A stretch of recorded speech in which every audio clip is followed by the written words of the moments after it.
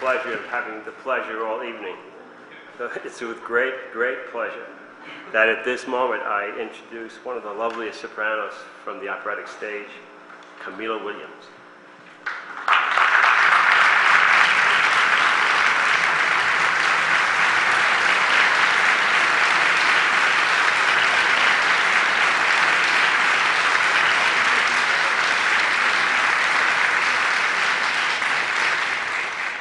In 1944, Geraldine Farrar heard me in a concert at her hometown in Ridgeville, Connecticut, and she sat on the front row and smiled at me the whole time I was singing.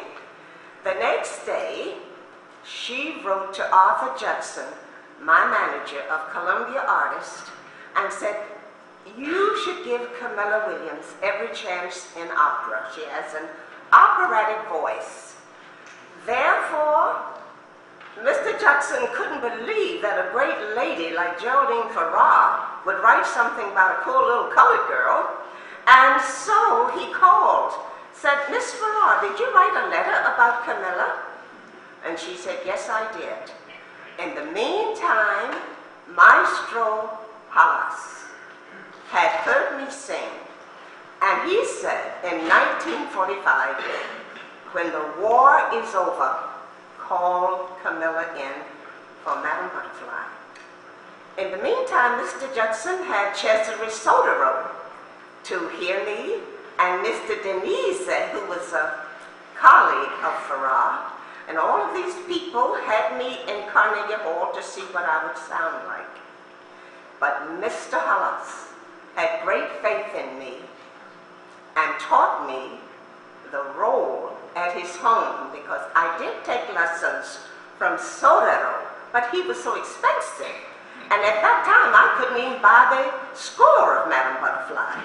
So my university had a Camilla Williams fund and gave me the money to study. But Halas was so wonderful.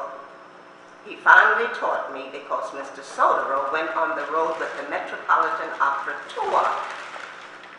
Mr. Halas gave me my big chance. He said, "Camilla, I'm giving you something for life that's going to take you all over the world," which it has. Now let me tell you, I had a great tenor, but he was an American, and he resented me. He did not want to sing with me. But let me tell you something. When we did the love duet in rehearsal, and he touched me, something happened to his body.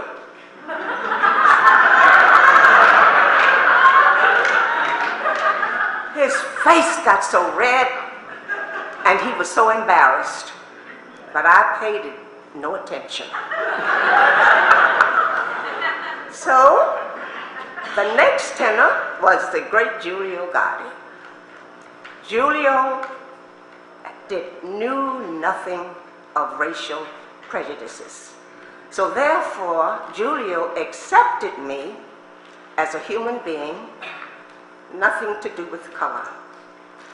I left Indiana University, which I'm the first black professor out there. Martina is there, Ray Gris has been there, and let me tell you, I left my students. They have juries, upper divisionals, and examinations. But I came here to tell you, I could never forget Giulio. He was so wonderful to me. And he treated me like a queen. And that's why I'm here tonight, to help to honor Giulio Gari.